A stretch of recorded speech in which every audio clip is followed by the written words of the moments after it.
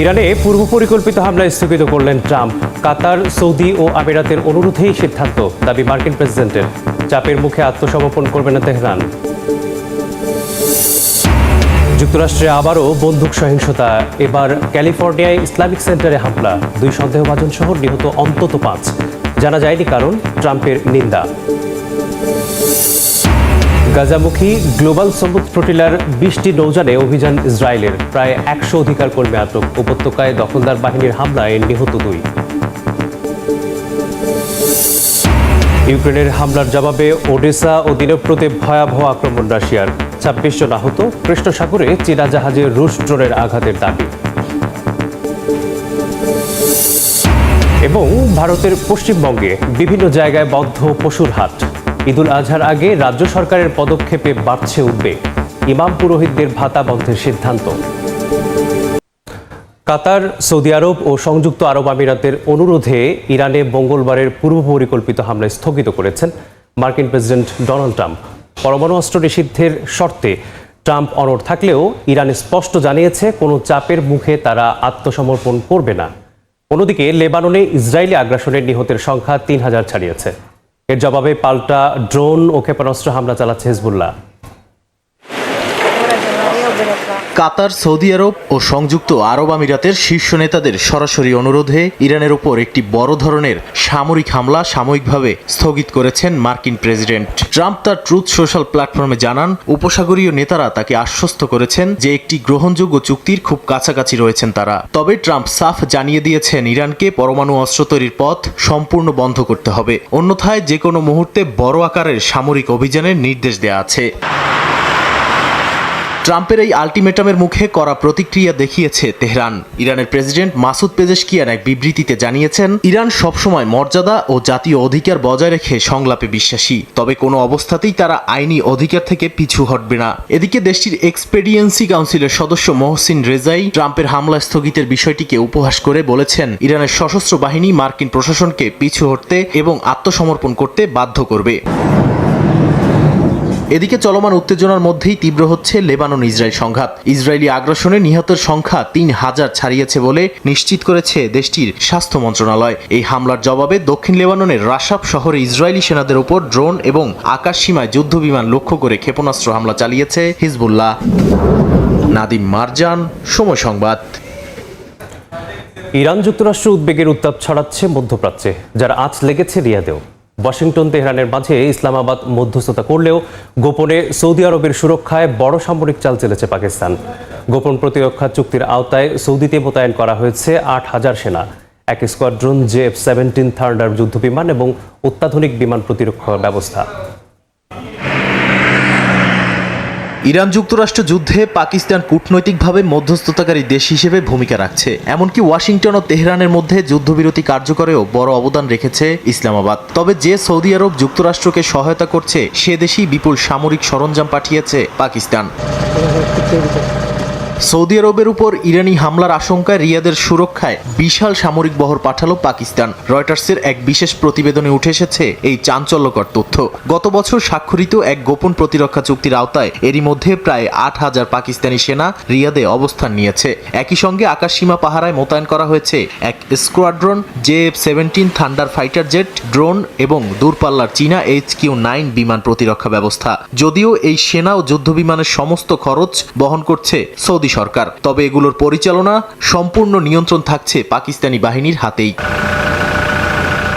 নিরাপত্তা বিশ্লেষকদের মতে এই মোতায়েন কেবল কোনো প্রতীকী বা প্রশিক্ষণ মিশন নয়, বরং এটি একটি পুরোদস্তুর যুদ্ধ প্রস্তুত বাহিনী। এর আগে পাকিস্তানের প্রতিরক্ষামন্ত্রী খাজা আসিফ ইঙ্গিত দিয়েছিলেন, যে কোনো বড় মূল্যের বিনিময়ে সৌদির আঞ্চলিক অখণ্ডতা রক্ষা করবে ইসলামাবাদ, যা রিয়াদকে পাকিস্তানের পারমাণবিক ছাতার সুরক্ষায় রাখার শামিল। গোপন এই চুক্তির আওতায় প্রয়োজনে সর্বোচ্চ 80,000 পর্যন্ত পাকিস্তানি সেনা সৌদিতে পাঠানোর সুযোগ রয়েছে বলেও জানা গেছে।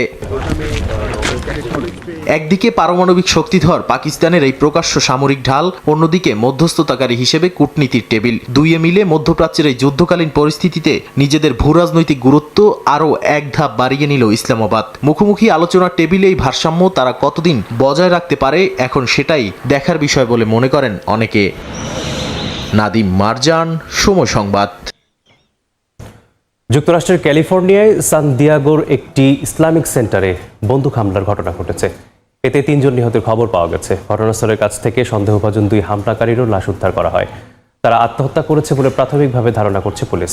হামলাটি ধর্মবিদ্বেষ থেকে ঘটনা হয়েছে কিনা তা খতিয়ে দেখা হচ্ছে। এই ঘটনায় শোক প্রকাশ করেছেন মার্কিন প্রেসিডেন্ট ডোনাল্ড ট্রাম্প। বিস্তারিত লস্কর আল মামুনের রিপোর্টে। স্থানীয় সময় সোমবার ক্যালিফোর্নিয়ার সান দিয়াগোর ক্লেয়ারমন্ট এলাকার একটি মসজিদ ও ইসলামিক স্কুল সংলগ্ন কমপ্লেক্সে হঠাৎ করেই গুলি চালাতে শুরু করে বন্দুকধারীরা। দুপুরের নামাজ শুরুর কিছুক্ষণ আগে চালানো এ হামলায় কয়েকজন নিহত হন। নিহতদের মধ্যে ইসলামিক সেন্টারের একজন নিরাপত্তা কর্মীও রয়েছেন। খবর পেয়ে দ্রুতই ঘটনাস্থলে পৌঁছায় নিরাপত্তা বাহিনীর সদস্যরা। পুলিশ জানিয়েছে সন্দেহভাজন 2 হামলাকারীর বয়স 17 ও 19 বছর। তাদের মরদেহ ঘটনাস্থলের কাছ থেকে উদ্ধার করা হয়। প্রাথমিকভাবে ধারণা করা হচ্ছে তারা আত্মহত্যা করেছেন। হামলাটি ধর্মবিদ্বেষ থেকে হয়েছে কিনা তা খতিয়ে দেখা হচ্ছে। আমরা ঘটনাটি তদন্ত করছি। ঠিক কি কারণে এ হামলা হয়েছে তা খতিয়ে দেখা হচ্ছে। এসব তথ্যের উৎস ও বিস্তারিত নিশ্চিত করতে আরো সময় লাগবে। তবে এই মুহূর্তে এটিকে বিদ্বেষমূলক অপরাধ হিসেবেই তদন্ত করা হচ্ছে। ক্যালিফোর্নিয়ার গভর্নর এবং FBI পরিচালক ঘটনাটি নিবিড়ভাবে পর্যবেক্ষণ করছেন। এদিকে হামলার পর লস অ্যাঞ্জেলেস, নিউ ইয়র্ক সহ যুক্তরাষ্ট্রের বিভিন্ন শহরের মসজিদ ও উপাসনালয়ে নিরাপত্তা জোরদার করা হয়েছে। এই ঘটনার নিন্দা জানিয়ে শোক প্রকাশ করেছেন মার্কিন president Donald Trump. San Diego কান্ট্রির সবচেয়ে বড় মসজিদ ও ইসলামিক সেন্টারে আকস্মিক এই হামলার পর আতঙ্ক ছড়িয়ে পড়ছে সর্বত্র। থমথমে পরিস্থিতি বিরাজ করছে পুরো শহর জুড়ে। প্রাথমিকভাবে পুলিশ এই হামলাকে হেইট ক্রাইম হিসেবে উল্লেখ করে তদন্ত শুরু করেছে। তদন্ত শেষে জানা যাবে এটি হেইট ক্রাইম নাকি ধর্মবিদ্বেষমূলক হামলা।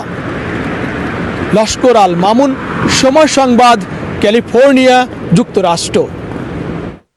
তুরস্কের মার্সিন প্রদেশে বন্দুকধারীর এলোপাতাড়ি গুলিতে অন্তত 4 জন নিহত হয়েছেন। আহত হয়েছেন আরও 8 জন। স্থানীয় গণমাধ্যম জানায় সোমবার টারসান জেলার একটি রেস্টুরেন্টে ঢুকে প্রথমে গুলি চালায় হামলাকারী। এতে রেস্টুরেন্টের মালিক ও এক কর্মচারী নিহত হন। পরে সেখান থেকে পালানোর সময় কাছাকাছি এলাকায় আরও গুলি চালানো হয়। এতে ভেড়া চড়ানো এক রাখাল এবং এক লরি চালক নিহত হন। ঘটনার পরপরই সন্দেহভাজন 17 বছর বয়সী এক যুবক গাড়িতে করে পালিয়ে যায়। তাকে ধরতে অভিযান শুরু করেছে পুলিশ। হামলার কারণ এখনও নিশ্চিত হওয়া যায়নি।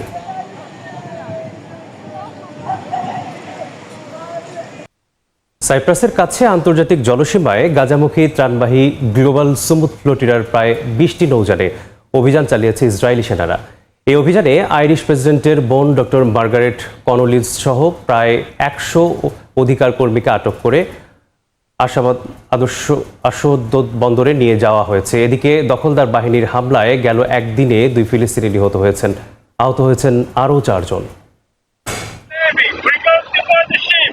গাজায় মানবিক সাহায্য নিয়ে যাওয়ার পথে গ্লোবাল সুমুদ ফ্লোটিলার উপর আবারও চড়াও হয়েছে ইসরায়েলি নৌবাহিনী। সোমবার সাইপ্রাসের কাছে আন্তর্জাতিক জলসীমায় লাইভ স্ট্রিমিং চলাকালে আকস্মিকভাবে ফ্লোটিলার প্রথম সারির নৌযানগুলোতে অস্ত্রধারী কমান্ডোরা চড়াও হয়। ফ্লোটিলার আয়োজকদের দাবি, গাজা উপকূল থেকে 250 নটিক্যাল মাইল দূরে সম্পূর্ণ অবৈধভাবে এবং আন্তর্জাতিক সমুদ্র আইন লঙ্ঘন করে এই আগ্রাসন চালানো হয়েছে।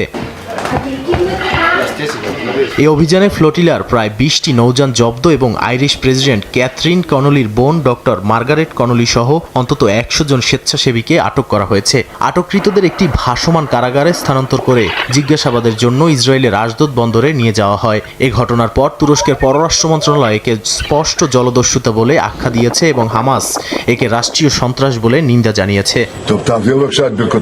এদিকে ইসরায়েলি প্রধানমন্ত্রী বিনিয়ামিন নেতানিয়াহু এই অভিযানের ভূয়সী প্রশংসা করে একে গাজায় হামাসকে বিচ্ছিন্ন রাখার একটি সফল পদক্ষেপ বলে দাবি করেছেন। একই দিনে জাতিসংঘের মানবাধিকার কার্যালয় গাজায় ইসরায়েলের কর্মকাণ্ডকে জাতিগত নিধনযজ্ঞের শামিল বলে উল্লেখ করেছে। এছাড়া উপত্যকায় নতুন করে কয়েকজন ফিলিস্তিনি হতাহত হয়েছেন। গাজায় এ পর্যন্ত নিহতের সংখ্যা 72,760 ছাড়িয়েছে এবং চলতি যুদ্ধবিরতির মধ্যেও নতুন করে প্রাণ হারিয়েছেন আরও অন্তত 877 জন ফিলিস্তিনি। ইউক্রেন রাশিয়া যুদ্ধের তীব্রতা এবার স্পর্শ করল বেইজিংকেও। পুতিনের চীন সফরের আগেই কৃষ্ণ সাগরে চীনা মালিকানাধীন একটি মালবাহী জাহাজে আঘাত হেনেছে রুশ ড্রোন। ওডেসা ও দিনপ্রতে ব্যাপক হামলা চালিয়েছে রাশিয়া। এতে অন্তত 26 জন আহত হয়েছেন। পুতিন ও শি জিনপিং এর হাই প্রোফাইল বৈঠকের আগে কৃষ্ণ সাগরে নাটকীয় উত্তেজনা তৈরি হয়েছে। ওডেসা বন্দরের দিকে এগিয়ে যাওয়া কেএসএল দেইয়াং নামের একটি চীনা মালবাহী জাহাজে আঘাত এনেছে রাশিয়ার শাহেদ ড্রোন। মার্শাল আইল্যান্ডসের পতাকাবাহী এই জাহাজটিতে সব ক্রু ছিলেন চীনা নাগরিক। এই হামলার পর ইউক্রেনের প্রেসিডেন্ট জেলেন্সকি দাবি করেছেন, কোন জাহাজ সাগরে ছিল তা রাশিয়ার অজানা থাকার কথা নয়।